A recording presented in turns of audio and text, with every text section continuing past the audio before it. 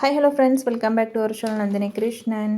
இன்றைக்கி வந்து hair fall control பண்ணக்கூடிய, அதே மாதிரி டேண்ட்ரஃப் கண்ட்ரோல் பண்ணக்கூடிய ஒரு ஹேர் ஆயில் தான் பார்க்க போகிறோம். இந்த ஹேர் ஆயில் வந்து வீட்டில் எப்படி ஈஸியாக பண்ணலான்னு பார்க்கலாம். இதுக்கு வந்து வீட்டில் இருக்கக்கூடிய கருவேப்பிலை வந்து எடுத்துக்கலாம். கருவேப்பிலை வந்து ஒரு கைப்பிடி அளவு வந்து எடுத்துக்கோங்க.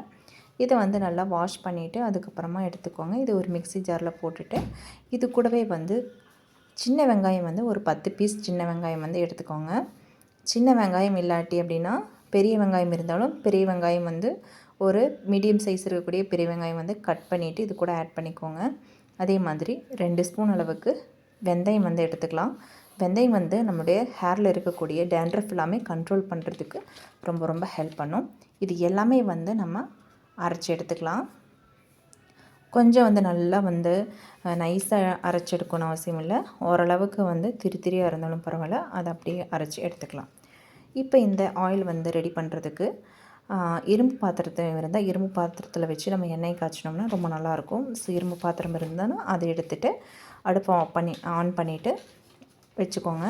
இதில் வந்து நம்ம 1/4 லிட்டர் அளவுக்கு தேங்காய் எண்ணெய் வந்து ஆட் பண்ணிக்கலாம். தேங்காய் எண்ணெய் ஆட் பண்ணிவிட்டு அது கூடவே வந்துட்டு நம்ம அடுத்ததான் கடுகு எண்ணெய் வந்து ஆட் பண்ண போகிறோம். கடுகு எண்ணெய் ஒரு 1/4 லிட்டர் அளவுக்கு எடுத்துக்கோங்க. ரெண்டுமே ஈக்குவலான அளவு வந்து எடுத்துக்கலாம். தேங்காய் எண்ணெய் 1/4 லிட்டர் எடுத்திங்கன்னா அதே மாதிரி அதே அளவுக்கு கடுகு எண்ணெயும் வந்து சேர்த்துக்கோங்க.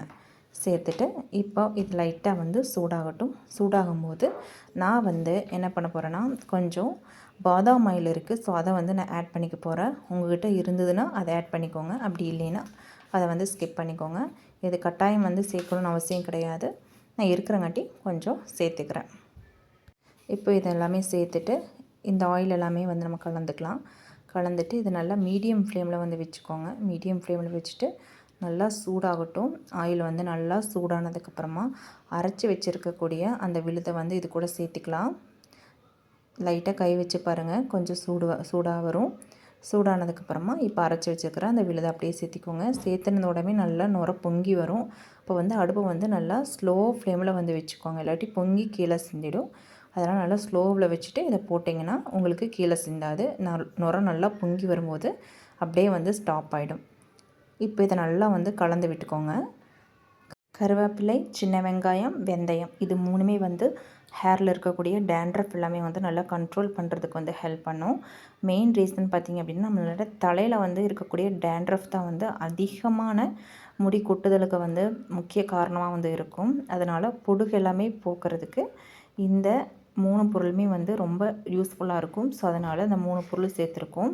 மெயினாக பார்த்திங்கன்னா, இந்த கடுகு எண்ணெய் வந்து தலையில் இருக்கக்கூடிய அரிப்பு, டேண்ட்ரஃப் எல்லாமே வந்து சுத்தமாக வந்து கண்ட்ரோல் பண்ணிவிடும். அதனால் கடுகு எண்ணெய், தேங்காய் எண்ணெய் மெயினாக வந்து எடுத்துக்கிருக்கோம். இதை வந்து ஒரு 8 நிமிஷத்துக்கு வந்து ஒரு மீடியம் ஃப்ளேமில் வச்சுட்டு கலந்து விட்டுக்கோங்க. கலந்து விடும்போது ரொம்ப ஹை ஃப்ளேமில் வச்சுட்டிங்கன்னா அதுக்கு ரொம்ப கருகி போயிடும். அதனால் நம்ம மீடியம் ஃப்ளேமில் வச்சுட்டு இந்த மாதிரி கலந்து விட்டுட்டே இருந்திங்கன்னா நல்லா வந்து ஆயில் வந்து ரெடி ஆகிடும். ஒரு 8 நிமிஷம் இல்லாட்டி ஒரு 10 நிமிஷம் வரைக்குமே விடலாம். விட்டதுக்கப்புறமா நல்லா கலந்து விட்டுட்டதுக்கப்புறமா நம்ம அடுப்பை வந்து ஆஃப் பண்ணிடலாம்.